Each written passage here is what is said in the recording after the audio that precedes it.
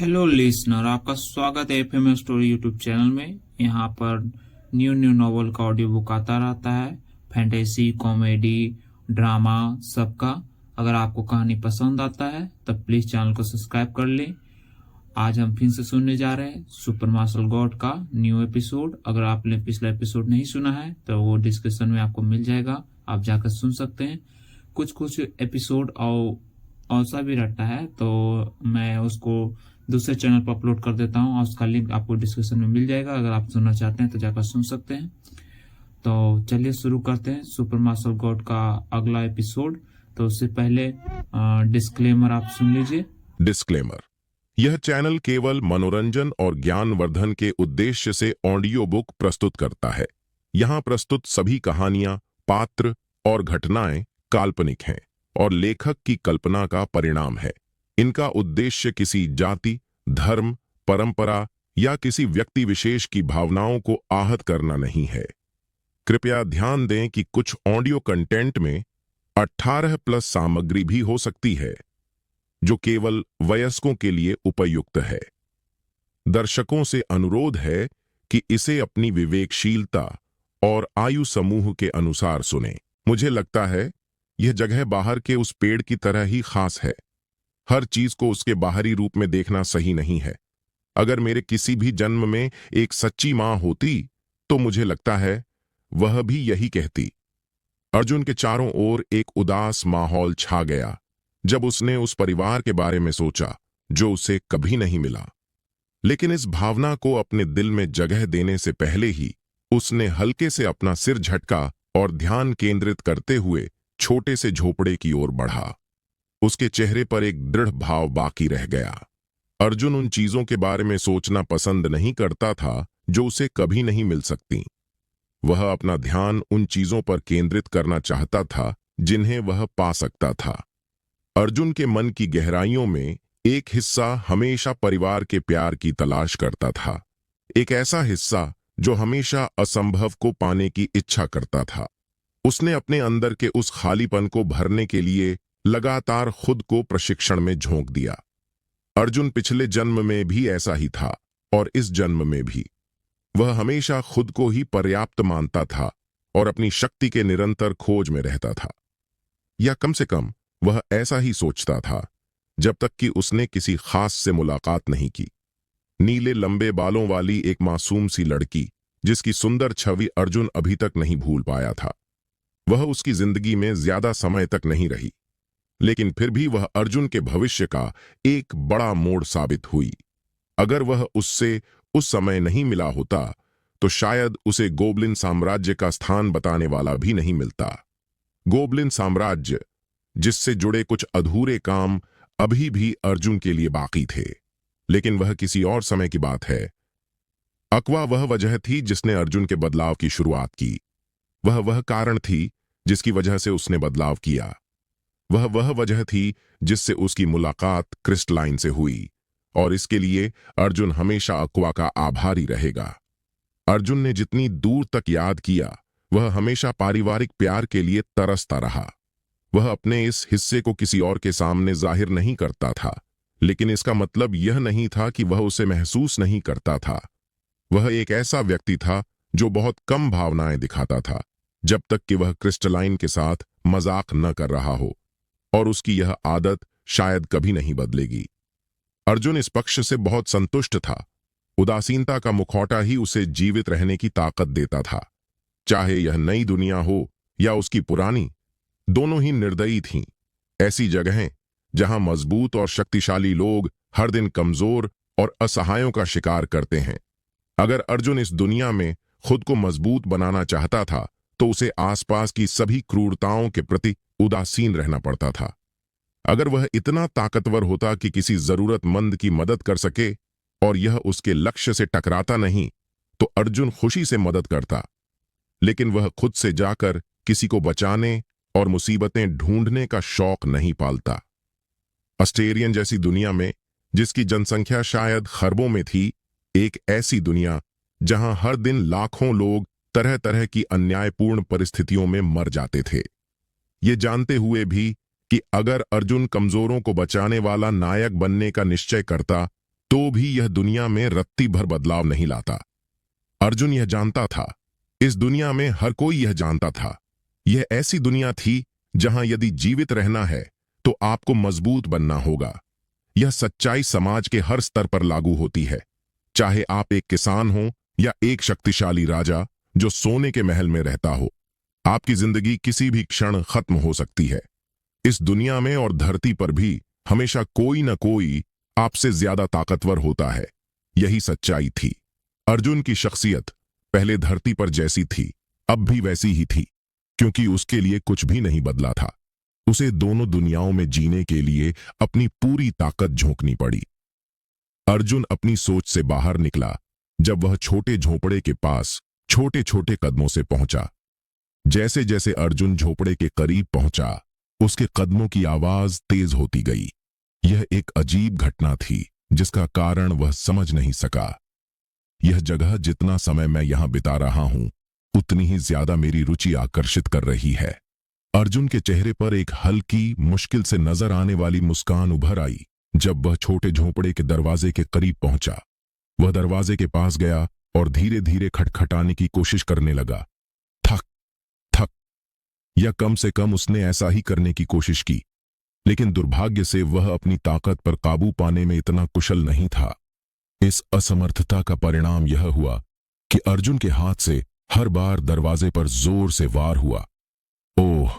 हालांकि दरवाजा पूरी तरह से अडिग रहा, बावजूद इसके कि वह उस पर अनजाने में इतनी भारी ताकत लगा रहा था। मुझे लगता है इस जगह से निकलने के बाद अपनी शारीरिक ताकत को नियंत्रित करना सीखना चाहिए, उसने एक फीकी मुस्कान के साथ कहा और अपना हाथ पीछे खींच लिया। दरवाजे पर मारना तो किसी काम का नहीं है, लेकिन इस स्थिति का अजीब हिस्सा इस झोपड़ी की मजबूती है। यह इतनी कमजोर और नाजुक दिखती है, लेकिन ऐसी ताकत जो पहाड़ों की श्रृंखला मिटा सकती है, उसका भी इस पर कोई असर नहीं हो रहा है। यहां तक कि झोपड़ी का एक भी हिस्सा मेरे वारों से हिला तक नहीं, अर्जुन ने उलझन भरे स्वर में कहा, जब वह झोपड़ी के चारों ओर घूमकर उसमें कुछ असामान्य खोजने लगा। उसने इस छोटी संरचना को काफी देर तक जांचा, लेकिन उसे कोई खास बात नजर नहीं आई। इस झोपड़ी की खासियत का स्रोत जरूर इसके अंदर ही होगा। अर्जुन ने कुछ देर सोचने के बाद निष्कर्ष निकाला। अर्जुन कुछ देर तक झोपड़ी में सीधे प्रवेश करने को लेकर झिझकता रहा, लेकिन फिर उसके चेहरे पर एक दृढ़ भाव आ गया। यह काम अभी करना ही सही रहेगा, उसने उदासीन स्वर में कहा और एक बार फिर झोपड़ी के प्रवेश द्वार की ओर बढ़ा। अर्जुन झोपड़ी में सीधे प्रवेश करने को लेकर कुछ क्षण झिझका, लेकिन फिर उसके चेहरे पर एक दृढ़ भाव आ गया। अभी का समय ही सही रहेगा, उसने उदासीन स्वर में कहा और एक बार फिर झोपड़ी के प्रवेश द्वार की ओर बढ़ा। इस बार हालांकि दरवाजे पर दस्तक देने के बजाय उसने बस उसके फूस के हैंडल को पकड़कर दरवाजा खोल दिया। दरवाजा बिना किसी रुकावट के खुल गया और वह सीधे अंदर चला गया।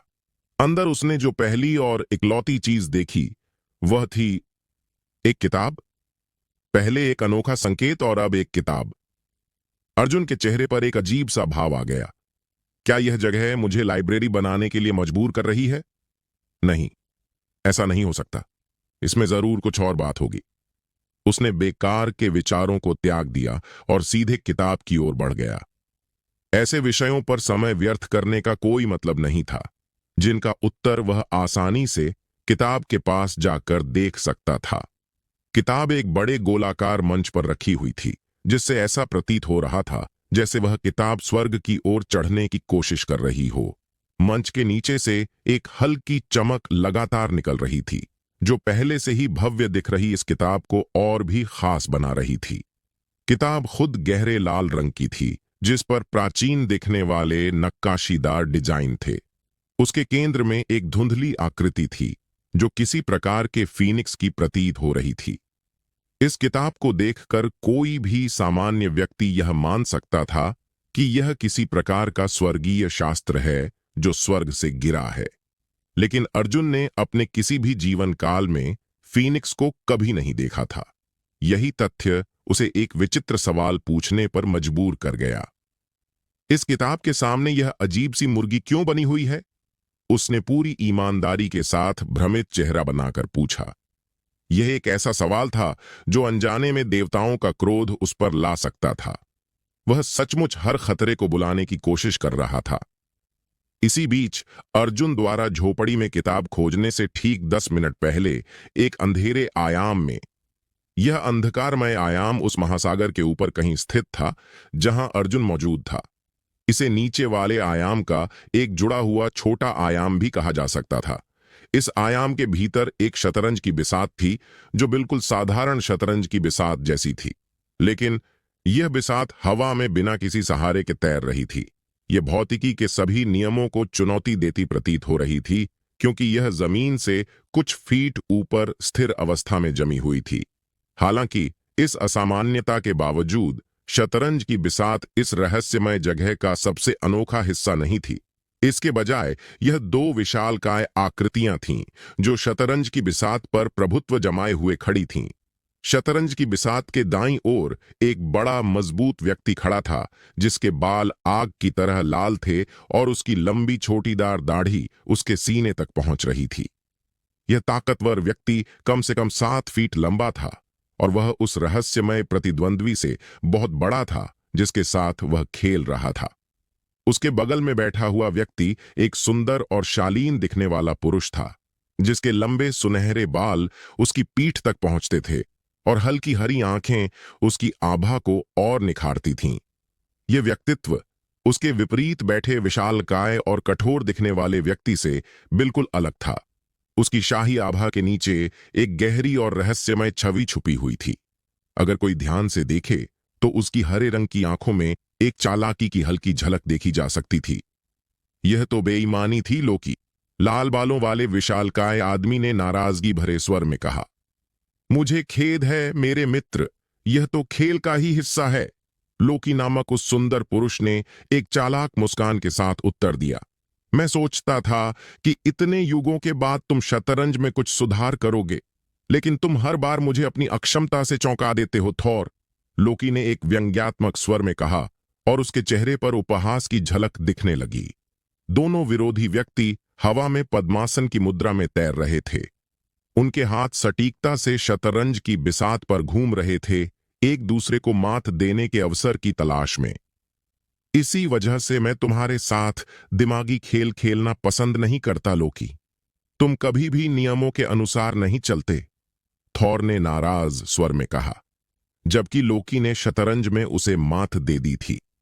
थॉर की बात सुनकर लोकी ने जीभ चटकाई और उत्तर दिया, मुझे यह महान थॉर से सुनने की जरूरत नहीं है। तुम्हारे कितने दुश्मनों को तुमने गंदी चालों और जाल में फंसाकर हराया है। संख्या हजारों में होनी चाहिए और फिर भी तुम मुझसे नियमों से खेलने की बात करते हो। यह तो मजाक है। लोकी ने अपनी बात खत्म की और अपनी तर्जनी अंगुली को हवा में उठाकर सीधा नीचे की ओर इशारा किया।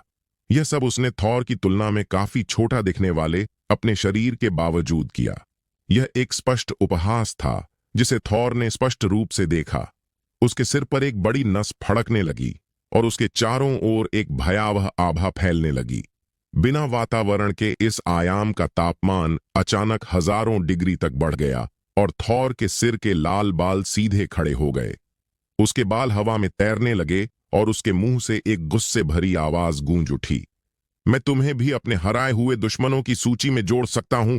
लोकी, मेरे धैर्य की परीक्षा मत लो अपने इन मूर्खतापूर्ण खेलों से।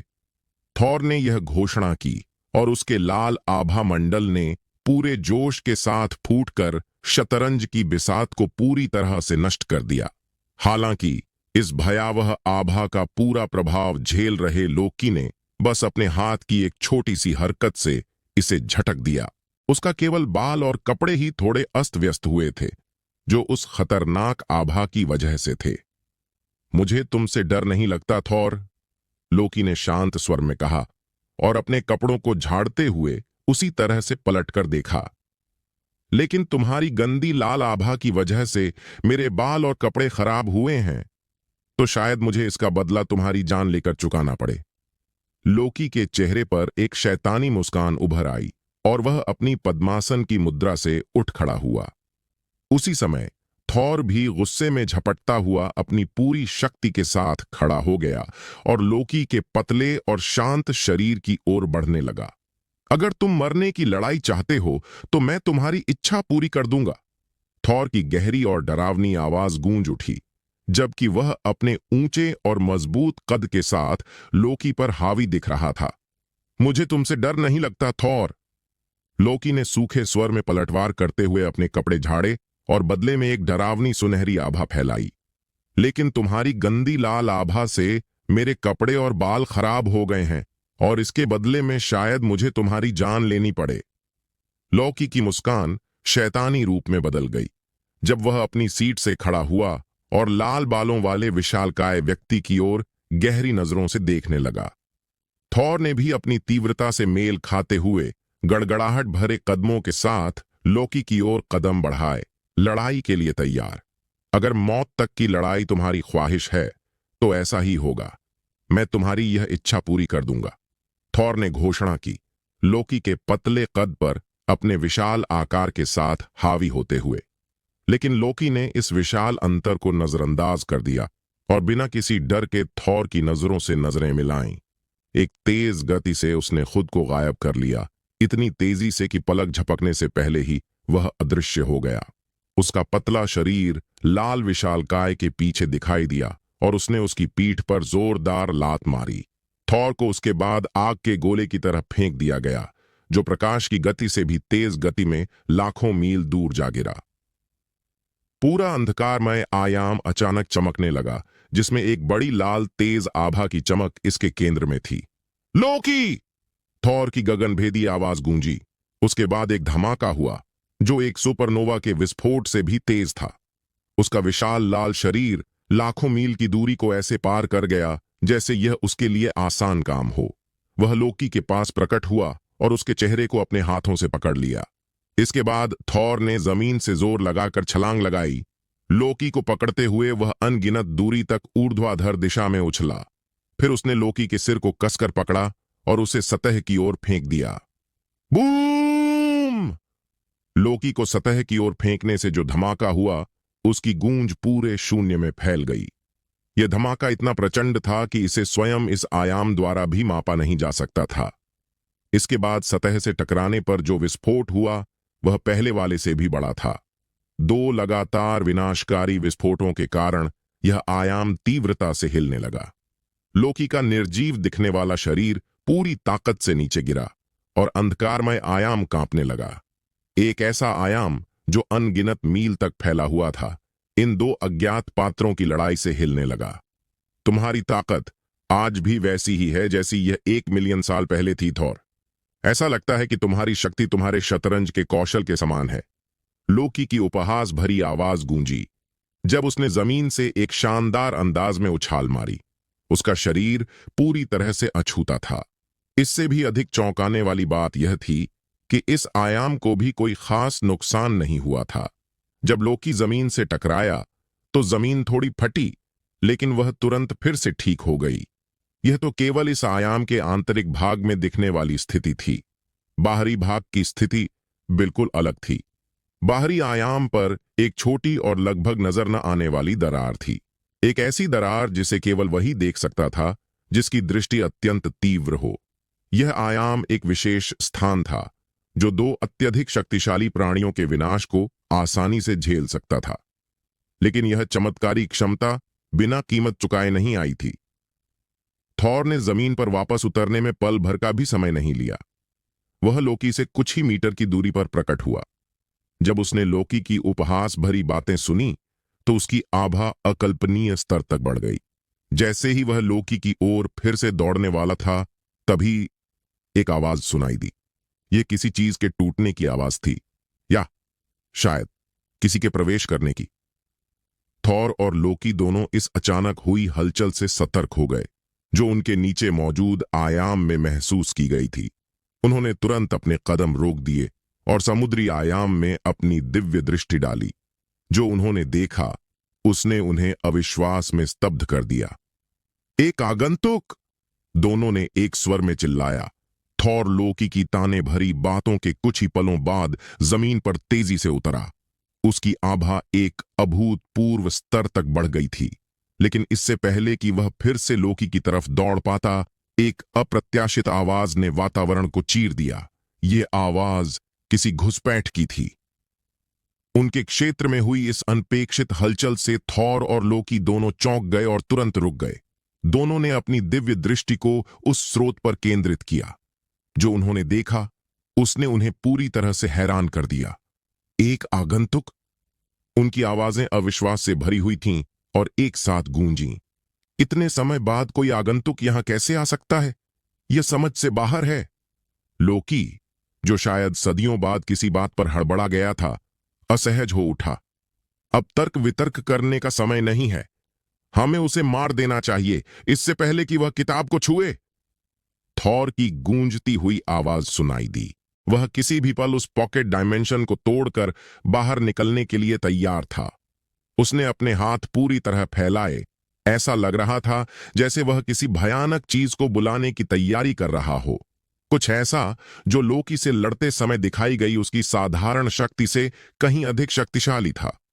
थॉर के चारों ओर एक गहरे लाल रंग की आभा फैलने लगी और उसके बड़े हाथों के ऊपर एक विशाल सर्प की रूपरेखा बनने लगी। यह सर्प इतना विशाल था कि इसे किसी भी साधारण दृष्टि से समझ पाना असंभव था। सर्प की यह विशाल आकृति लगभग पूरी तरह बनने ही वाली थी कि तभी एक आवाज सुनाई दी। यह क्या कर रहे हो मूर्ख? क्या हमें दोनों को मरवाने का इरादा है? लोकी की कर्कश आवाज गूंजी और वह बड़े लाल दानव के पीछे प्रकट हुआ। उसने थॉर के सिर पर एक जोरदार थप्पड़ मारा। थॉर, जो विनाशकारी मंत्र बुलाने की कोशिश कर रहा था, वह तुरंत गायब हो गया। वह गुस्से में सिर घुमाकर यह देखने के लिए मुड़ा कि आखिर कौन उसकी इस भयानक शक्ति को रोकने की जुर्रत कर रहा है।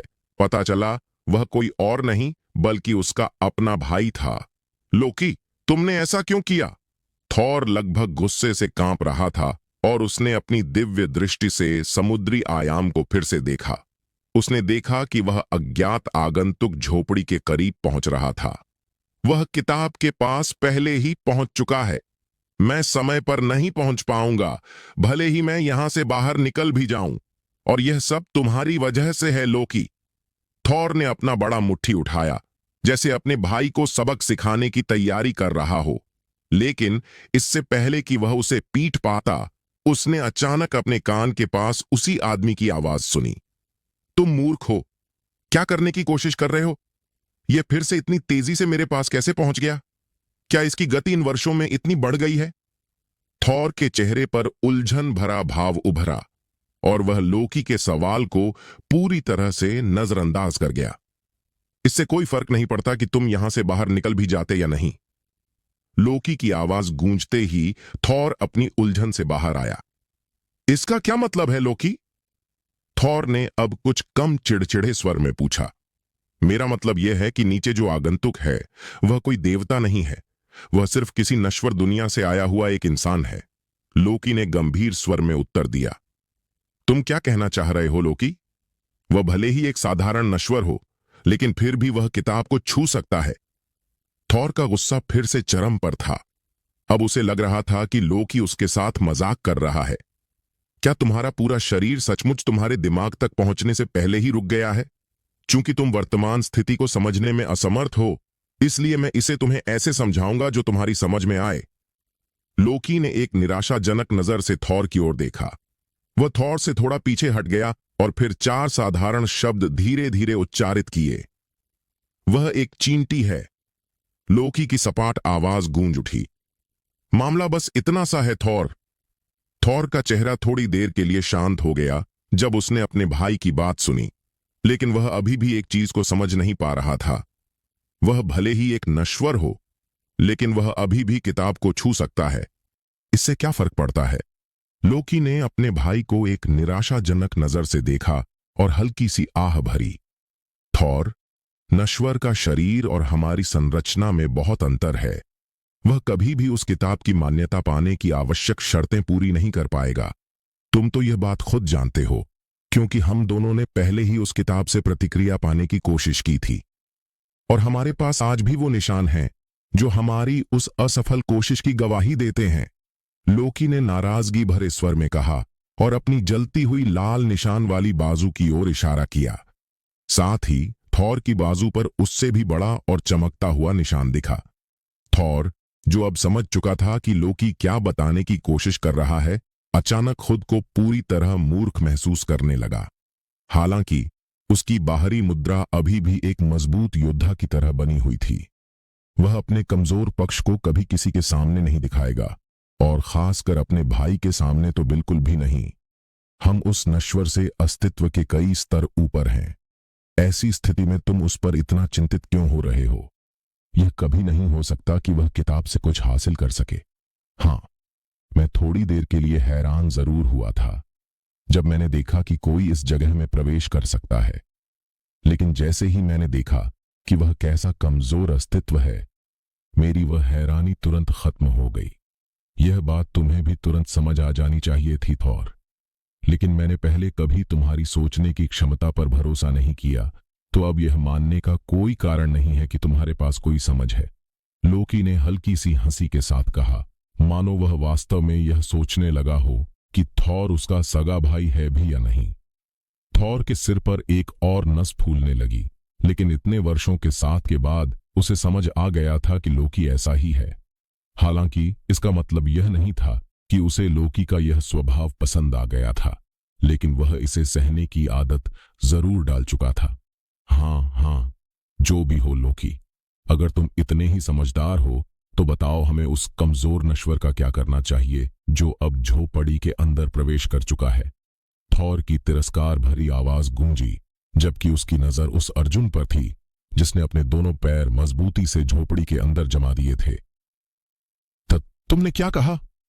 लोकी आज दूसरी बार असमंजस में पड़ गया। उसने भी अपनी दिव्य दृष्टि फैलाई और देखा कि अर्जुन की लंबी काया झोपड़ी के अंदर केवल एक चीज को देख रही थी। यह कैसे संभव है? अगर वह दरवाजे को पार कर चुका है तो इसका मतलब है कि उसने बाउंडलेस रिस्टोरेशन स्क्रिप्चर की पहली परीक्षा पास कर ली है। यह कैसे हो सकता है? लोकी की हैरान आवाज बेतरतीब ढंग से गूंजने लगी, जैसे उसे यकीन ही नहीं हो रहा था कि उसकी दिव्य दृष्टि उसे क्या दिखा रही है। वह थॉर के चारों ओर गोल गोल घूमने लगा, मानो वह वर्तमान स्थिति की सच्चाई पर गंभीरता से संदेह कर रहा हो। कैसे एक साधारण नश्वर जो कि अमृतत्व से भी नीचे के स्तर पर है, उस मूर्ख किताब की पहली परीक्षा पास कर सकता है? लोकी की घबराई हुई आवाज लगातार गूंजती रही, जबकि वह ऐसी गति से चक्कर लगा रहा था जो प्रकाश की गति को भी पार कर चुकी थी। यह गति थॉर को हल्का चक्कर आने लगी, लेकिन फिर भी उसे अपने बुद्धिमान भाई को समझ न आने वाली चीजों से जूझते हुए देखना काफी मनोरंजक लग रहा था। थॉर के खुरदुरे चेहरे पर एक बड़ा उज्ज्वल मुस्कान फैल गई, क्योंकि वह लोकी को उस स्थिति में देख रहा था जहां वह आखिरकार किसी चीज को नहीं समझ पा रहा था। यह अभी हो नहीं सकता, और फिर भी हो रहा है। लेकिन क्यों? ऐसा क्यों हो रहा है? ऐसा क्यों हो सकता है जो केवल शीर्ष स्तर के अमर के लिए संभव हो, वह एक साधारण नश्वर द्वारा पूरा किया जा रहा हो? वह कोई खास ताकतवर नश्वर भी नहीं लगता, तो क्यों? लोकी घबरा रहा था, जब तक कि उसके दिमाग में कोई बात नहीं आई जिसने उसकी उलझन को हल्का कर दिया। रुको, शायद यह महज एक संयोग था कि वह उस दरवाजे से गुजर पाया। हाँ, यह जरूर यही होगा। लोकी का घमंडी भाव फिर से लौट आया और उसने चक्कर लगाना बंद कर दिया। उसने हवा में से एक कुर्सी बनाई और शालीनता से उस पर बैठ गया। अब उसके चेहरे पर एक छोटा संयमित मुस्कान ही दिख रहा था। उसका हाल ही में घबराहट और असमंजस का तमाशा जैसे कभी हुआ ही नहीं था। थॉर लोकी के इस अचानक बदलते रवैये से थोड़ा हैरान हुआ, लेकिन जल्दी ही उसने इसे नजरअंदाज कर दिया। उसने भी अपनी एक कुर्सी हवा में से बनाई और उसे लोकी की थोड़ी छोटी कुर्सी के बगल में रख दिया। फिर वह खुद उस पर बैठ गया। संयोग? हाँ। थॉर को इस पर एक पल के लिए भी भरोसा नहीं था, लेकिन अगर लोकी ने ऐसा कहा तो भले ही उसे यह स्वीकार करना पसंद न हो, उसका भाई ऐसी चीजों में आमतौर पर सही ही होता है। क्या हम यहां बैठकर नश्वर का इंतजार करेंगे जब वह बाउंडलेस रिस्टोरेशन को छुएगा और अंततः उससे मरेगा? थॉर ने अपने भाई से एक असामान्य शांति भरे स्वर में पूछा, जो उसके पहले के गुस्से और उत्तेजना से बिल्कुल विपरीत था। हां, हम यही करेंगे। लोकी की उदासीन आवाज गूंज उठी और उसके पन्ने जैसी हरी आंखों में गहरी दुष्ट चमक उभर आई। हाँ, ऐसा सोचो, एक नश्वर उस तकनीक से मरेगा जो उसे शाश्वत अमृता देनी चाहिए थी। एक वरदान जिसे कोई भी प्राणी, चाहे वह नश्वर हो, अमर हो या देवता हो, केवल सपना ही देख सकता है। अगर वह नश्वर नीचे जानता कि वह किस चीज से अपनी जान गंवाएगा, तो वह निश्चित रूप से अपनी मृत्यु को स्वीकार करता। वह समझता कि वह किस महान अस्तित्व के सामने समर्पण करने जा रहा है। लोकी ने अपनी बात पूरी की और अपने आकर्षक चेहरे पर एक छोटा उदार मुस्कान लगाया। उसने यह दिखाने का प्रयास किया कि अर्जुन के लिए यह एक दिव्य विशेषाधिकार था कि उसे एक किताब से मारा जा रहा था। हाँ हाँ, थॉर की जोरदार हंसी गूंज उठी, क्योंकि अब वह नश्वर की स्थिति को एक बड़ा मजाक मानने लगा था। अस्तित्व के सबसे निचले स्तर का किसी ऐसी चीज से मरना जो सबसे ऊंचे स्तर पर है, यह एक अच्छा मजाक बनेगा जिसे हम वापस एट गॉड्स रियलम में जाकर बता सकते हैं। थॉर हंसी के आंसू पोंछते हुए बोला, हमारी शिफ्ट खत्म होने वाली है, तो यह हमारे लिए एक शानदार स्वागत कहानी बनेगी। उसने अपनी आखिरी कुछ बातें बड़ी मुस्कान के साथ कहीं। फिर अचानक उसने कुछ अजीब देखा। तुम कुछ नहीं कह रहे हो लोकी? क्या तुम्हारी जुबान पकड़ी गई है? थॉर ने अपनी आंखें खोलीं, जिसमें हल्के लाल रंग की पुतलियां पूरी तरह से दिख रही थीं। उसने लोकी की दिशा में देखा और पाया कि वह एक ऐसी आकृति में बैठा था जैसे समय में स्थिर हो। तुम्हें क्या हो गया है लोकी? थॉर ने थोड़ा उलझन में पूछा, जबकि वह अपनी सीट से उठकर उसके पास गया। उसने अपनी बड़ी हथेलियां लोकी के सामने लहराईं, लेकिन कोई प्रतिक्रिया नहीं मिली। केवल एक मृत नजर जो यह बताती थी कि शायद उसका दिमाग अब हमारे साथ नहीं है। क्या तुम फिर से अपनी बकवास चालें खेल रहे हो लोकी? थॉर अब और ज्यादा परेशान हो रहा था, लेकिन जैसे ही यह विचार उसके मन में आया, उसने अचानक अपने भाई की आवाज सुनी। बुक। लोकी की आवाज मुश्किल से सुनाई दी। थॉर, जो लोकी को पुरानी तरीके से समझाने के बारे में सोच रहा था, उसकी अचानक आवाज सुनकर चौंक गया। बुक के बारे में क्या? थॉर भली भांति जानता था कि लोकी किस किताब की बात कर रहा था, लेकिन वह नहीं समझ पा रहा था कि इसका इस स्थिति से क्या संबंध है। एक बुरी आहट थॉर के दिल में उमड़ने लगी और उसके विचार लोकी के शब्दों के चारों ओर घूमने लगे। थॉर भले ही सबसे चतुर व्यक्ति न हो, लेकिन वह मूर्ख नहीं था। क्या यह हो सकता है? उसकी गहरी आवाज हल्के से कांपते हुए निकली जब उसने अपनी दिव्य दृष्टि का उपयोग करके अपने सिद्धांत की पुष्टि करने की कोशिश की। लेकिन इससे पहले कि वह खुद इसकी पुष्टि कर पाता, उसे अपने भाई से जवाब मिल गया। उसने किताब खोल दी है। यह अजीब किताब है क्या? एक लंबी सुंदर आकृति वाले व्यक्ति ने सफेद चादर पहने हुए और किताब के पन्नों को पलटते हुए पूछा। उसकी आंखों में जिज्ञासा थी, जैसे वह कुछ खोज रहा हो, लेकिन कुछ सेकंडों के लिए पन्ने पलटने के बावजूद उसकी नजर में कोई खास बात नहीं आई। इस किताब को तो कुछ न कुछ करना ही चाहिए, है ना? आखिर कौन ऐसी बेकार किताब छोड़कर जाएगा जिस पर एक अजीब मुर्गा बना हो और जो एक महासागर के आयाम के बीच में रखी हो? वह अजीब किताब के विषय पर सोचने लगा, लेकिन इससे पहले कि वह कोई विचार बना पाता, एक तेज रोशनी चमकी। सच में इस हाल में मुझे जो देजा व्यू का एहसास हो रहा है वह क्या है? अर्जुन ने उबाऊ लहजे में कहा। यह चमकदार रोशनी और भी तेज हो गई, जैसे जैसे नैनो सेकंड बीतते गए, और कुछ ऐसा होने लगा जो अर्जुन को उस दुनिया में आने के पहले दिनों से बहुत ही परिचित सा महसूस हो रहा था। एक अत्यधिक दर्द का एहसास उसके दर्द संवेदनाओं से हो रहा था, और यह दर्द उस अनुभव से बहुत मिलता जुलता था जब उसने पहले दिव्य शैतान कलाशास्त्र को प्राप्त किया था। सूचना संचार। हाँ, अर्जुन की आवाज थोड़ी सी खिंची हुई थी, जैसे वह उन दिनों को याद कर रहा हो जब उसने दिव्य शैतान कलाशास्त्र प्राप्त किया था। चमकदार रोशनी अब अपने चरम पर पहुंच गई थी, और दर्द की तीव्रता भी ऐसी थी जैसा उसने पहले कभी अनुभव नहीं किया था। उसने दांत पीसते हुए बड़बड़ाया, जबकि दर्द सिर्फ बढ़ता गया। यह कैसी बेवकूफी है! मैंने अपने जीवन में कभी इस स्तर का दर्द महसूस नहीं किया। यह तो उस समय से हजारों गुना बुरा है जब मैंने पहली बार दिव्य शैतान कलाशास्त्र प्राप्त किया था। अर्जुन दर्द में तड़पते हुए यह सोच रहा था, लेकिन उसने हार मानने का नाम नहीं लिया। वह एक आदमी की तरह उस दर्द को सहता रहा और अनगिनत घंटों जैसा वक्त महसूस हुआ, लेकिन असल में सिर्फ 10 मिनट ही बीते थे। अर्जुन अब मुंह से झाग निकालते हुए उस छोटे से झोपड़े की एक मजबूत दीवार से सहारा लेकर खड़ा था। वह गिरने ही वाला था, तभी जैसे ही उसका अंधकारमय संसार उज्जवल हुआ, दर्द धीरे धीरे कम हो गया और उसने आखिरकार अपने मांसपेशियों को आराम दिया। अर्जुन ने अपनी भंडारण अंगूठी से एक कुर्सी प्रकट की, लेकिन उसकी थकान अचानक इतनी तीव्र हुई कि वह जैसे ही कुर्सी पर बैठा, उसे मानो एक बुलेट ट्रेन जैसा धक्का लगा। उसकी थकान ने उसे पूरी तरह से निःशक्त कर दिया और वह वहीं बेहोश हो गया। इसी बीच उस छोटे से आयाम में जो विशाल महासागर के ऊपर स्थित था, दो उच्चतम अस्तित्व वाले प्राणी एक साथ कई तरह की भावनाओं का अनुभव कर रहे थे। थॉर शायद सबसे तेज दिमाग वाला नहीं था, लेकिन वह बेवकूफ भी नहीं था। क्या यह हो सकता है? उसकी गहरी आवाज एक हल्के से कांपते हुए स्वर में निकली, जैसे उसने अपनी दिव्य इंद्रियों का इस्तेमाल कर अपनी थ्योरी को सही साबित करने की कोशिश की। उससे पहले कि वह इसे खुद प्रमाणित कर पाता, उसने अपने भाई से इसका जवाब सुन लिया। उसने किताब खोल दी। तुम्हारा मतलब है उसने किताब खोल दी? थॉर ने अपनी पूरी ताकत के साथ चिल्लाते हुए कहा।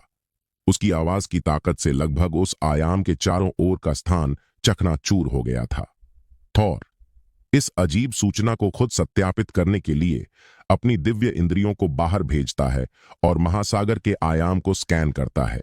जो उसने देखा वह उसे हैरान कर देने वाला था। उसने एक आदमी को देखा जो एक गिरा हुआ अमर जैसा दिखता था, जो बाउंडलेस रेस्टोरेशन के पन्ने पलट रहा था और अंत में उस यातना को सहते हुए जो उन पर पड़ती है, जो किताब की स्वीकृति प्राप्त करने की कोशिश करते हैं। यह पागलपन है। थोर की गहरी आवाज एक लगभग अस्पष्ट स्वर में निकली, जैसे वह उस सदमे से गिरने वाला हो जो उसने अभी महसूस किया था। क्लब में स्वागत है भाई, लोकी की बेजान आवाज गूंजी, जैसे उसने थोर के साथ उसी सदमे में शामिल होते हुए अर्जुन की पीड़ा को देखना जारी रखा। अर्जुन लंबे समय से बेहोश हो चुका था। थोर और लोकी बेताबी से उसकी स्थिति का अनुमान लगाने की कोशिश कर रहे थे, यह सोचते हुए कि क्या वह इस कष्ट से बचने में कामयाब होगा। वे इस पर दांव लगा रहे थे कि वह भी उन्हीं अमर और देवताओं की तरह मर जाएगा जिन्होंने पहले इस किताब के साथ जुड़ने की कोशिश की थी। 3 दिन बीत चुके थे। यह समय का एक ऐसा हिस्सा था जो देवताओं के लिए आंखों की झपकी जितना भी कम महसूस हुआ। थॉर और लोकी के द्वारा पहले दिखाए गए विशाल प्रचंड बल अब काफी कम हो चुके थे। अब वे दोनों खाली खोल की तरह महसूस हो रहे थे, पूरी तरह से हतप्रभ इस घटनाक्रम से। उन्होंने इन पिछले कुछ दिनों में 1 इंच भी नहीं हिलाया था। वे बस इंतजार कर रहे थे यह देखने के लिए कि उस नश्वर का उस नियति से सामना कैसा होगा जो किसी ऐसे व्यक्ति के लिए असंभव होनी चाहिए था, जो उसकी तरह निम्न था। वह अब मरा तो नहीं होगा, है ना? थोर की सुस्त आवाज सुनाई दी, जैसे वह अपने भाई से मार्गदर्शन मांग रहा हो। मार्गदर्शन जो उसे कभी नहीं मिलेगा, क्योंकि लोकी भी ठीक उसी हताश स्थिति में था। मुझे नहीं पता। लोकी ने पहली बार, जो एक अनंत काल के रूप में गिना जा सकता था, किसी सवाल का आत्मविश्वास से उत्तर नहीं दिया। लोकी के पास बाहरी आयामों में मौजूद प्राणियों की स्थिति की पुष्टि या खंडन करने की आवश्यक क्षमता नहीं थी। वास्तव में कोई भी जो अपने शिफ्ट के दौरान उस आयाम के भीतर था, उस विशेषाधिकार का मालिक नहीं था। कोई भी बाहरी आयामों में रहने वालों के रहस्यों को देखने की अनुमति नहीं रखता था। कोई भी शिफ्ट में देवताओं के अस्तित्व को जानने की कोशिश नहीं कर सकता था। हालांकि उन जैसे निम्न अस्तित्व वाले प्राणी कभी भी यह नहीं पहचान सकते थे कि कौन उन पर नजर रख रहा है, लेकिन यदि उनकी प्रवृत्तियां मजबूत थीं, तो वे यह महसूस कर सकते थे कि कोई ऊपर है। इसी कारण से लोकी ने पहले कहा था कि अगर थोर सफलतापूर्वक पॉकेट आयाम से बाहर निकलने की कोशिश करता, तो वे दोनों मारे जाएंगे। उनके ऊपर के सीनियर तुरंत ही उस व्यवधान को महसूस कर लेते और जांच करने के लिए नीचे आ जाते, और जब वे यह पता करते कि वास्तव में क्या हुआ तो वे थोर और लोकी को तुरंत मार डालते। कोई फर्क नहीं पड़ता कि वे कौन थे। पॉकेट आयाम को ठीक इसी कारण से सील किया गया था। भले ही लोकी और थोर अब उस नश्वर को महासागर आयाम में नष्ट करने का अवसर रखते हों, वे ऐसा नहीं करेंगे। अब बहुत देर हो चुकी थी। अब बहुत देर हो चुकी थी।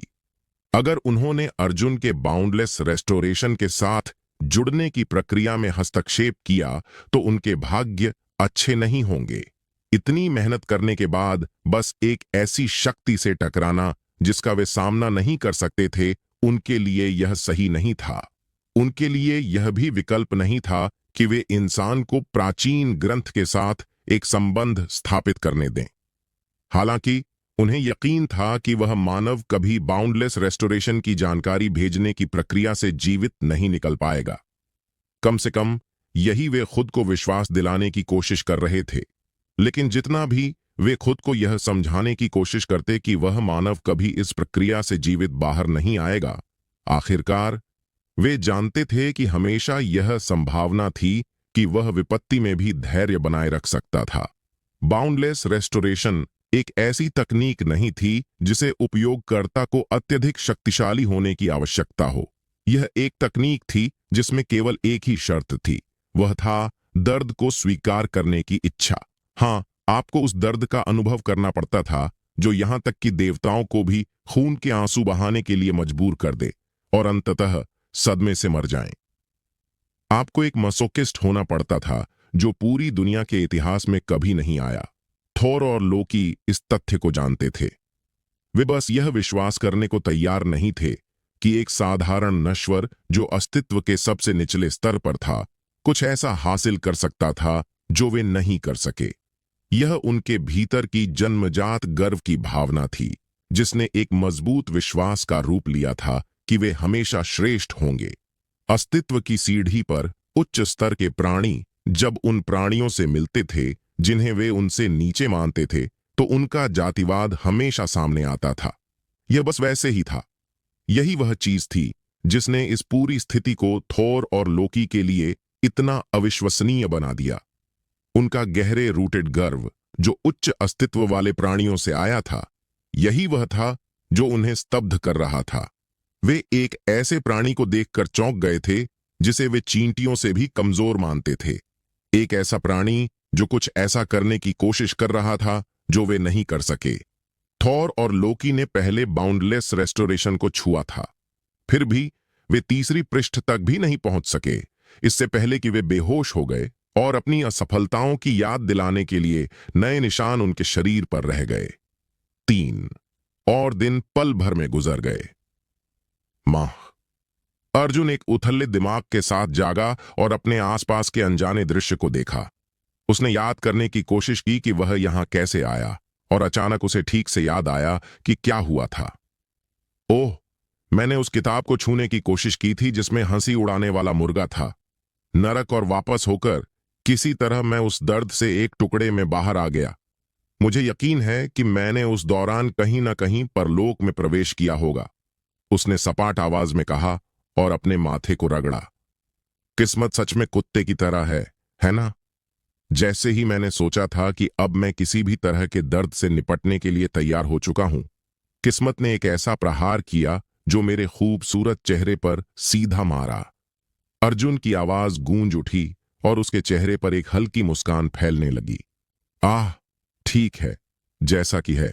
यह कि मैं दर्द से मर नहीं गया, यह एक प्लस पॉइंट है, तो इसका तो शुक्र है, उसने एक सुकून देने वाली आवाज में कहा और बनावट वाली कुर्सी से उठ गया। उसने एक अच्छे से चारों ओर देखा और वहीं छोटे झोपड़े का अंदरूनी हिस्सा देखा। कोई खास बदलाव नहीं था, एक ही चीज छोड़कर, किताब गायब थी। वो हंसी उड़ाने वाला मुर्गा वाली किताब कहां चली गई? उसने उलझन भरी आंखों से पूछा। रुको, वो जानकारी का प्रसारण पहले, क्या यह हो सकता है? अर्जुन ने अपने दिमाग में एक सिद्धांत तैयार किया और अपनी दिव्य इंद्रिय से अपने शरीर के अंदर का निरीक्षण किया। उसने चारों ओर देखा और अंततः कुछ देखा। उसने अपने दांतियान स्पेस के अंदर एक नया वस्तु घूमते हुए देखा। एक ऐसी वस्तु जो उसे किसी कारणवश बहुत परिचित लगी। वो हंसी उड़ाने वाला मुर्गा वाली किताब मेरे दांतियान स्पेस में कैसे आ गई? उसके चेहरे पर एक थकी हुई सी अभिव्यक्ति उभरी और उसने अपनी रक्षा प्रणाली पर सवाल उठाने शुरू किए। मेरे सबसे महत्वपूर्ण क्षेत्र में बिना मेरी जानकारी के कुछ कैसे घुस सकता है? वह सच में मानने लगा था कि कोई भी पत्थर, छड़ी या कागज उसका शरीर अंदर प्रवेश कर सकता है, अगर वे चाहें तो। मुझे लगता है कि मुझे अपनी आत्मा की रक्षा प्रणाली को सुधारने पर काम करना चाहिए जब मैं वापस जाऊं। कहीं ऐसा न हो कि मैं कुछ ऐसा अवशोषित कर लूं जो मुझे मार डाले। अर्जुन ने एक दृढ़ चेहरे के साथ कहा। फिर उसने अपना ध्यान नए वस्तु पर वापस केंद्रित किया। वह वस्तु अब उसके दांतियान स्पेस के साथ जुड़ी हुई थी। उसने अपनी दिव्य इंद्रिय का उपयोग करते हुए किताब के साथ संपर्क किया और अचानक उसे एक सूचना प्राप्त हुई। Boundless restoration. हाँ, अर्जुन के भीतर जो किताब थी वह नाम सुनकर उसके साथ समन्वय करने लगी। क्या दिलचस्प नाम है, उसने एक हल्की मुस्कान के साथ कहा और फिर कुछ और जानकारी देखी। बाउंडलेस रेस्टोरेशन में जो अधिकांश ज्ञान था वह उससे सील कर दिया गया था। यह उसकी ही शरीर ने उसकी बिना जानकारी के एक आत्मरक्षा के रूप में सील कर दिया था, ताकि वह एक बार में बहुत अधिक जानकारी न ले सके जिसे वह संभाल नहीं पाता। उसने जो कुछ उपलब्ध जानकारी थी उसे छोटे छोटे टुकड़ों में पढ़ा और फिर इस तकनीक के मुख्य बिंदुओं को समझा। इस तकनीक का नाम था बाउंडलेस रिस्टोरेशन। यह एक ऐसी तकनीक थी जिसे अर्जुन ठीक से समझ भी नहीं पा रहा था। जो उसने जाना था वह यह था कि यह तकनीक कई स्तरों में बंटी हुई थी, जिनमें से अधिकांश स्तरों को उससे सील कर दिया गया था जब तक कि वे प्रासंगिक नहीं हो जाते। फिर भी उसे इस तकनीक के पहले 2 स्तरों के बारे में जानकारी मिली, स्तर 0 और स्तर 1। स्तर 0 वह था जहां वे लोग जो इस तकनीक को सीखने के लिए भाग्यशाली थे शुरुआत करेंगे। उन्हें पहले जितना हो सके उतना दर्द सहन करना होता था, तब जाकर वे बाउंडलेस रेस्टोरेशन के पहले स्तर में प्रवेश कर सकते थे। तो यह कुछ प्रकार की मस्तिष्क विकृति तकनीक है? अर्जुन की आवाज में उलझन थी, क्योंकि वह इस कौशल को समझ नहीं पा रहा था। इसके बदले में यह क्या देता है? यह इतनी पीड़ा सहन करने के बाद कुछ तो ऐसा होना चाहिए जो ध्यान देने योग्य हो, है ना? अर्जुन ने खुद से पूछा और फिर उस जानकारी का निरीक्षण करना जारी रखा जो उसे मिल रही थी। उसे यह पता चला कि बाउंडलेस रेस्टोरेशन एक अत्यधिक उच्च श्रेणी की उपचार तकनीक थी। यह इतनी उच्च श्रेणी की थी कि वह जो पढ़ रहा था उस पर विश्वास ही नहीं कर पा रहा था। इस तकनीक का स्तर 0 पहले ही खोए हुए अंगों और छोटे अवयवों को पुनः उत्पन्न करने की क्षमता प्रदान करता है। बिना पहले स्तर को आधिकारिक रूप से प्राप्त किए हुए उपयोगकर्ता को ऐसा लाभ मिल रहा है। उसकी भव्य विशेषताओं पर एक हैरान करने वाली अभिव्यक्ति आ गई। जैसे जैसे वह पढ़ता गया वह यह तकनीक और भी अविश्वसनीय पाता गया। स्तर 1 उपयोगकर्ता को सिर और हृदय को सुरक्षित रखते हुए पूरी शरीर को रिकॉर्ड समय में पुनः उत्पन्न करने की क्षमता प्रदान करता है। उसकी उदासीन चेहरे पर धीरे धीरे दरार आने लगी, क्योंकि वह यह विश्वास नहीं कर पा रहा था कि इतनी ताकतवर चीज को किसी भी तकनीक के पहले स्तर के रूप में वर्गीकृत किया जा सकता है। इस बीच उस पॉकेट डायमेंशन में जो सीधे महासागर डायमेंशन के ऊपर था, 2 अत्यधिक शक्तिशाली फिगर्स बेखबर खड़े थे। थोर और लोकी अपनी विपरीत शारीरिक संरचनाओं के साथ जीवनहीन खड़े थे और उनके सामने जो अविश्वसनीय दृश्य था उसे देखकर वे स्तब्ध थे। वह जाग गया। छोटे फिगर्स से कोई भावना रहित आवाज निकली। उसकी मुद्रा ऐसी थी जैसे उसने अपनी निश्चित मृत्यु को पहले ही स्वीकार कर लिया हो। हां, लाल विशालकाय ने भी उतनी ही नीरस आवाज में जवाब दिया। हम क्या करें लोकी? थॉर ने पूछा। उसकी आंखें खाली अंतरिक्ष में कुछ दिलचस्प देखने की कोशिश कर रही थीं, जैसे उसने कुछ दिलचस्प पा लिया हो। वह पूरी तरह से खो चुका था। मुझे नहीं पता, उसके भाई ने उदास स्वर में जवाब दिया, क्योंकि वह भी बेहतर नहीं कर रहा था। लोकी उस मानव के आने के बाद से किसी भी सवाल का जवाब देने में असमर्थ प्रतीत हो रहा था। वे दोनों खो चुके थे। उनके पास यह समझने का कोई सुराग नहीं था कि उन्हें इस स्थिति से कैसे निपटना चाहिए। उनकी आंखें फिर से अर्जुन पर केंद्रित हो गईं, क्योंकि वे यह अनुमान लगाने की कोशिश कर रहे थे कि उसकी अगली चाल क्या होगी। लेकिन चाहे वे जितना भी सोचते, एक भी ठोस विचार नहीं आया। वे एक विसंगति के कृत्य की भविष्यवाणी कैसे कर सकते थे? वे सर्वज्ञानी तो नहीं थे। हमें सिर्फ इंतजार करना होगा। लोकी की आंखों में थोड़ी सी चमक वापस आई, जैसे वह थोड़ा शांत हो गया हो। उसकी आंखें कभी कभी झपकती रहती थीं और उसके हाथ काफी ज्यादा पसीने से भीग गए थे। लेकिन उसे यह पता था कि ऐसे किसी चीज के बारे में सोचना जिस पर वह कुछ नहीं बदल सकता था, उसे कहीं नहीं पहुंचाएगा। हालांकि उसके भाई को इस स्थिति को समायोजित करने में अभी समय लगने वाला था। वह अपनी तरह की असंभव परिस्थितियों में अनुकूलित होने में उसके जितना तेज नहीं था। उसे शांत होने में कुछ मिनट लगे। उसका आग जैसा बाल अब भी नहीं उभरा था।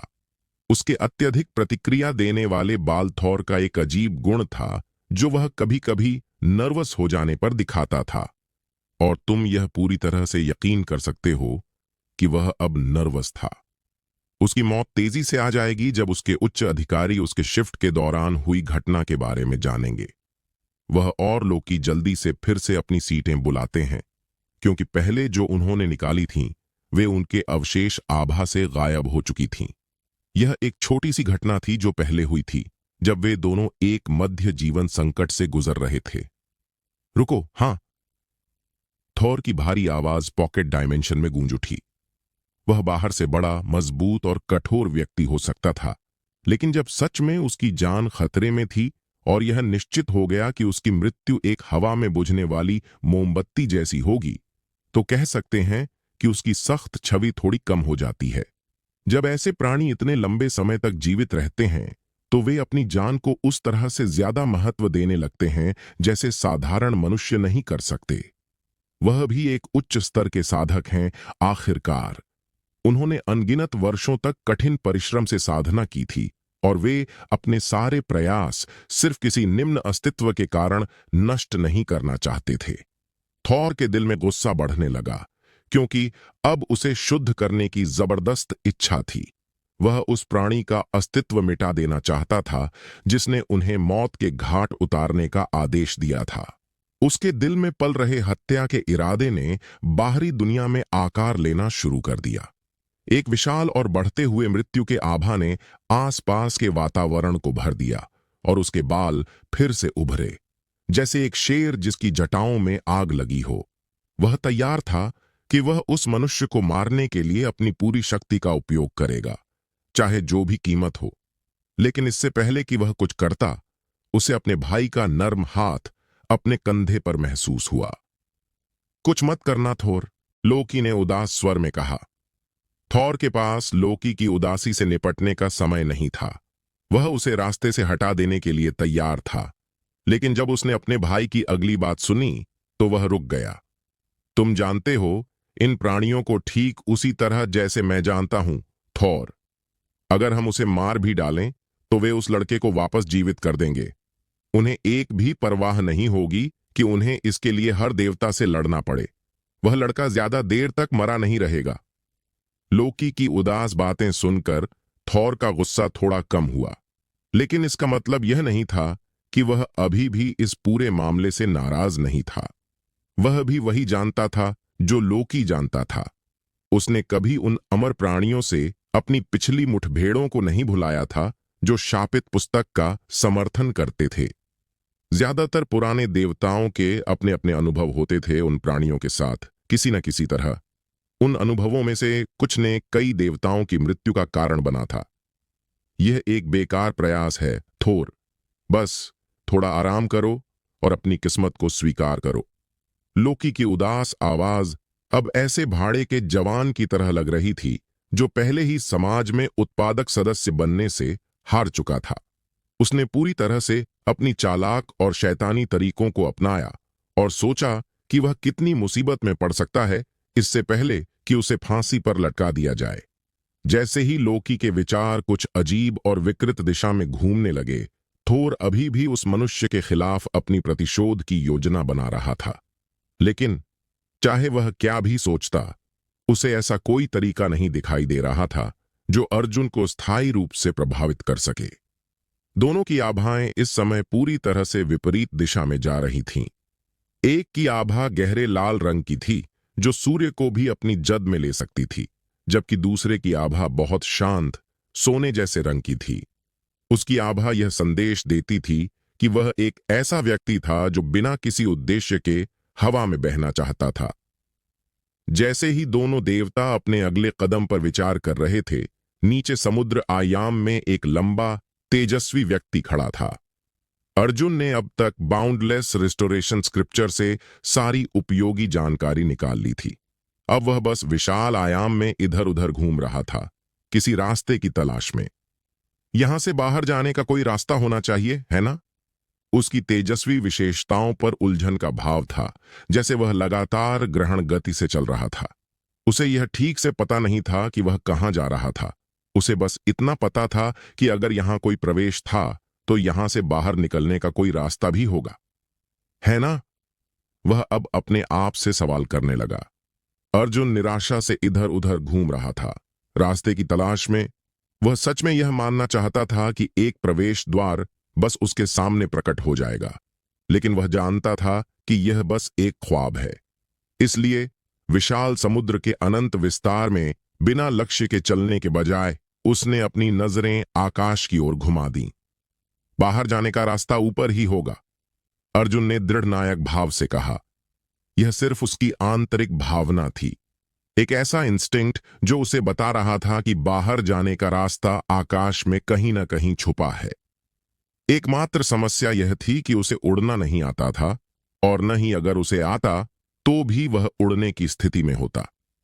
यह स्थान कई चीजों को प्रतिबंधित करता था, और उनमें से एक उसका उड़ने की क्षमता थी। शायद मैं बस बहुत ऊंची कूद सकता हूं। पहले यह हमेशा काम करता था, तो मुझे नहीं लगता कि अब यह नहीं चलेगा। उसकी नीरस आवाज गूंजने लगी और उसकी लंबी काया कूदने के लिए तैयार हो गई। वह अगर जरूरत पड़ी तो आकाश में कूदने के लिए तैयार था। एक साधारण गति से अर्जुन आकाश में ऊंचा उछला और सैकड़ों हजारों मीटर को एक कूद में पार कर गया।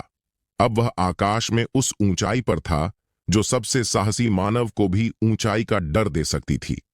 यहां से दृश्य बहुत सुंदर है। उसकी आंखों में हल्की सी मुस्कान थी, जैसे उसने नीचे के मनोरम दृश्य को देखा। इस आयाम द्वारा उत्पन्न दृश्यों का सुंदर प्रतिबिंब समुद्र की सतह पर सच में एक अद्भुत दृश्य था। हालांकि इतने अद्भुत दृश्य के बावजूद उसके पास एक उद्देश्य था। वह अपनी छोटी बर्फीली खरगोश को अकेला नहीं छोड़ सकता था। वह पहले ही काफी समय तक सो चुका था। हालांकि उसे यह ठीक से नहीं पता था कि बाउंडलेस रिस्टोरेशन प्राप्त करने के बाद उसे कितने दिन सोना पड़ा, लेकिन वह जानता था कि यह कम से कम कुछ दिनों का समय था। कुछ दिन अपनी क्रिस्टलिन से दूर रहना अर्जुन के लिए विनाशकारी था। वह खुद को आनंदित नहीं होने देगा जब तक उसकी प्रेमिका जाग नहीं जाती। हो सकता है कि वह अब उसके लिए खोज रही हो। अगर उसे कोई समस्या हुई तो अर्जुन की आंखें थोड़ी गहरी हो गईं, जबकि वह आकाश में सैकड़ों हजारों मीटर ऊंचा लटका था। उसके विचार अब काले अंधेरे की खाई में गिरने वाले थे। तभी उसने कुछ देखा। क्या वह आकाश में दरार है? अर्जुन के चेहरे पर एक उलझन भरा भाव आया, जैसे उसने आकाश में ऊपर एक अजीब सी हलचल देखी हो। उसने अपनी उन्नत दृष्टि से फिर से देखा और ऐसा प्रतीत हुआ कि उसकी धारणा सही थी। वह निश्चित रूप से आकाश में एक दरार है, लेकिन यह वहां क्यों है? उसके चेहरे पर सोचने की अभिव्यक्ति उभरी, जैसे वह इस अजीब घटना के कारण को समझने की कोशिश कर रहा हो। फिर भी वह जल्द ही सोचने से पूरी तरह से हार मान गया। यह कभी भी उसकी विशेषता नहीं रही थी।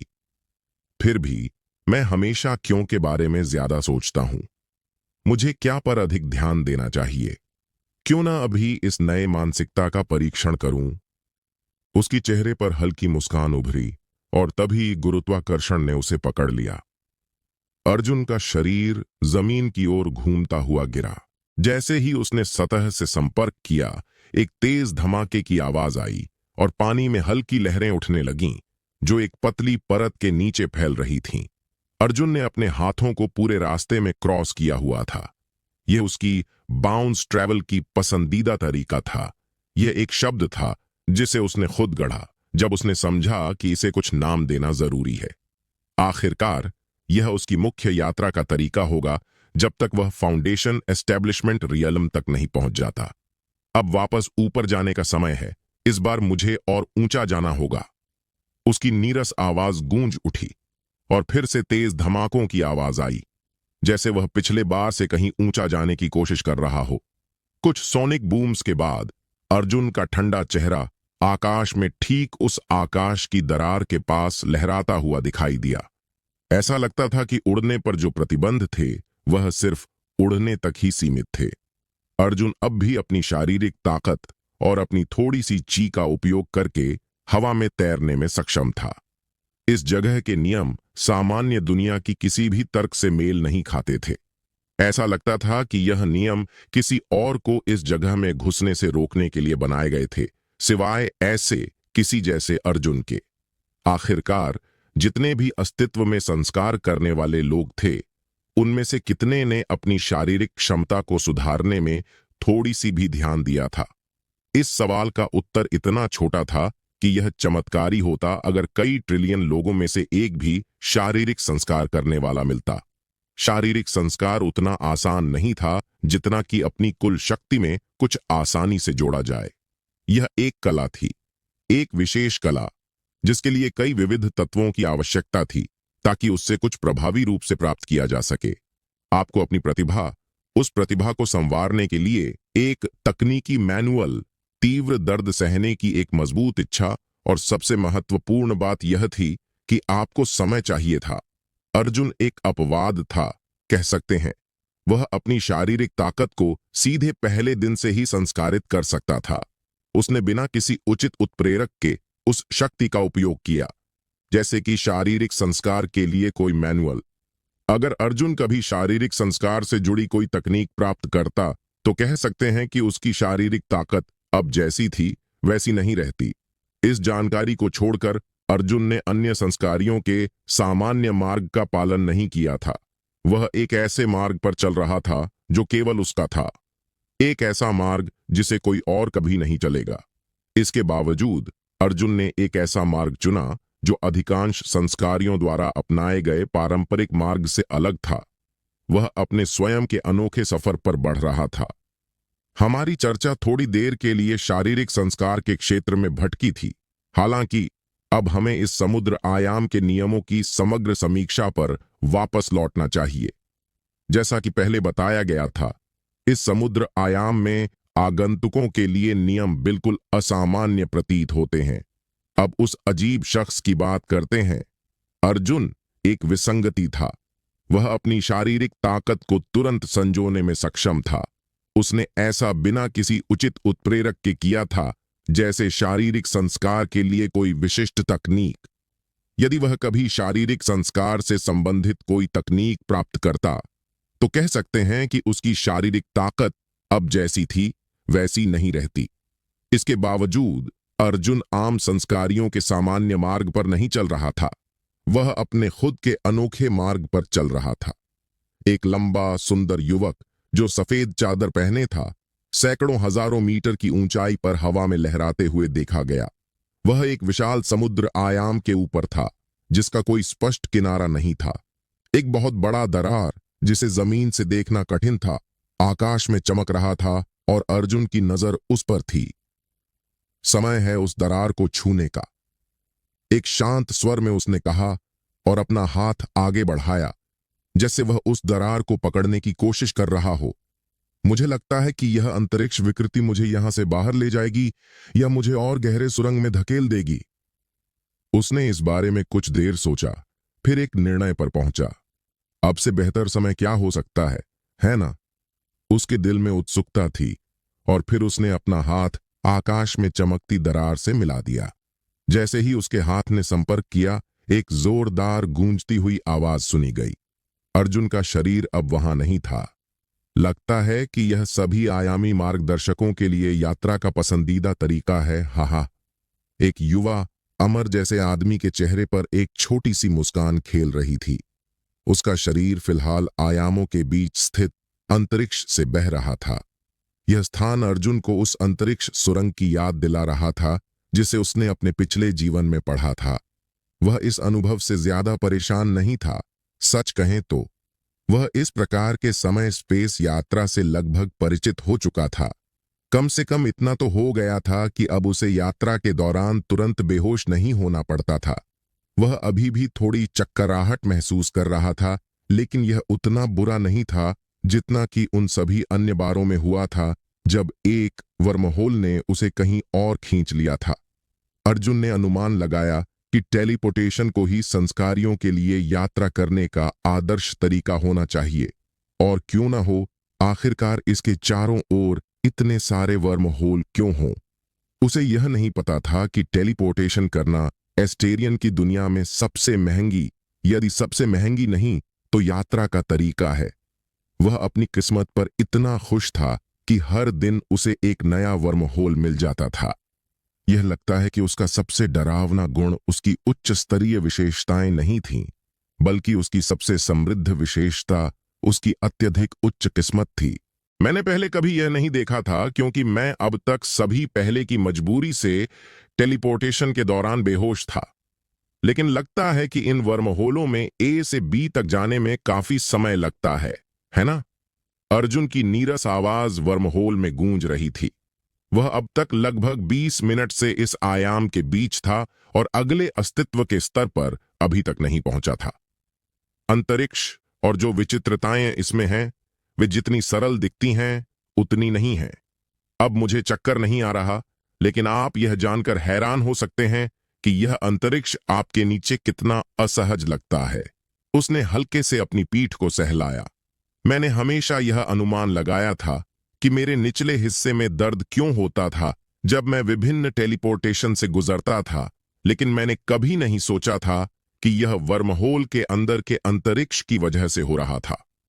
उसकी नीरस आवाज बाहर आई जैसे ही उसकी नजर वर्महोल के अंदर के अंतरिक्ष पर घूमी। वह कुछ ऐसा खोजने की कोशिश कर रहा था जो उसे थोड़ा मनोरंजन दे सके। लेकिन 10 मिनट तक तलाश करने के बाद वह बहुत निराश हुआ, क्योंकि उसे एक जगह से दूसरी जगह के बीच कोई अंतर नहीं मिला। वर्महोल यात्रा इतनी अजीब है, अर्जुन ने सूखी नजर से कहा। यहां कुछ भी खास नहीं है। मैं यहां एक शक्तिशाली अंतरिक्ष दैत्य से लड़ने की उम्मीद कर रहा था, लेकिन लगता है कि मेरी उम्मीदें जल्दी ही चूर हो गईं। थोड़ी सी निराशा उसके दिल में महसूस हुई, लेकिन इससे पहले कि यह भावना और बढ़ती, वही उज्ज्वल प्रकाश जो वर्महोल यात्रा से पहले और बाद में होता है, अचानक अर्जुन की आंखों के सामने चमकने लगा। उसी जैसा, है ना? क्या कभी यह कुछ और हो सकता है सिवाय सफेद और सुनहरे प्रकाश के चकाचौंध से? क्या टेलीपोर्टेशन में कोई व्यक्तिगतता नहीं हो सकती? उसकी बेजान आवाज बाहर आई और उसकी बोरियत से भरी अभिव्यक्ति प्रकाश से एक एक कण के माध्यम से गुजरने लगी। यह एक अच्छा था कि यह प्रक्रिया इतनी तेजी से हो रही थी कि उसके दर्द रिसेप्टर्स इसका पीछा नहीं कर पा रहे थे, वरना अर्जुन अब तक बहुत दर्द में होता। कुछ पल बीतते हैं। एक लंबा कद वाला व्यक्ति, जिसकी बालों की रंगत काले कौवे के जैसे और आंखें गहरी नीली थीं, सीधा खड़ा हुआ। वह एक ऐसे चोगे में लिपटा हुआ था जो बिना किसी वातावरण के भी हवा में बहने की क्षमता रखता था। इस व्यक्ति ने अपने आसपास का एक अच्छा निरीक्षण किया और देखा, कुछ नहीं, पूरा स्थान खाली था। खैर, कुछ भी नहीं था। फिर से एक पूरी तरह अंधेरे आयाम में आ गया। मुझे अब अंधेरे से नफरत होने लगी है। मैंने इस जीवन में कभी एक क्रिंज एज लॉर्ड बनने का सोचा था, लेकिन ये आयाम मुझे इस भविष्य की संभावना से बहुत हतोत्साहित कर रहे हैं। उसकी सपाट आवाज गूंज उठी जैसे ही वह अपने आसपास को और अधिक देखता गया। हेलो दोस्तों, आपको ये चैप्टर सुपर मार्शल गॉड का कैसा लगा? अगर आप लोग बोल रहे थे कि बहुत बोरिंग है, बहुत बोरिंग लगने लगा है, तो जैसे जैसे करेक्टर जितना ज़्यादा शक्तिशाली होगा उतना ही ज़्यादा शक्तिशाली विलन आएंगे इसमें, और आगे चल के उतना ही ज़्यादा इसमें आपको इंटरटेन करने के लिए मिलेगा। तो इसीलिए जितना आप अभी बोरिंग लग रहा है, आगे जाकर उतना ही अच्छा आपको एपिसोड लगेगा। अभी ये तो शुरुआत ही हुआ है। अभी तो शुरुआत ही कहानी का हुआ है, तो कुछ चैप्टर में आपको और डिटेल में मिलेंगे, गॉड से लड़ाई होगा, बहुत सारे चीज़ होंगे इसमें। तो आप एपिसोड को सिर्फ एंजॉय करिए। अगर आपको कहानी पसंद आ रहा है तो चैनल को सब्सक्राइब कर दीजिए और वीडियो को एक लाइक कर दीजिए। Thank you for watching.